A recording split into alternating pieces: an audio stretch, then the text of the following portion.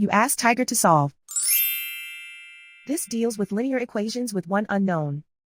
The final result is x equals 12. Let's solve it step by step. Group all y terms on the left side of the equation.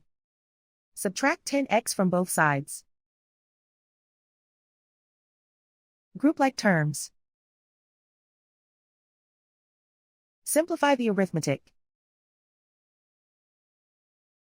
Group like terms. Simplify the arithmetic. Group all constants on the right side of the equation. Subtract 47 from both sides. Simplify the arithmetic.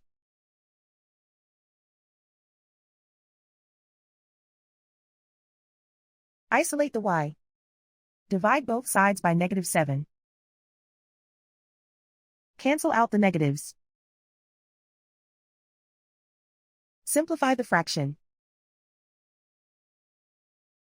Cancel out the negatives. Find the greatest common factor of the numerator and denominator. Factor out and cancel the greatest common factor. And so the final result is x equals 12.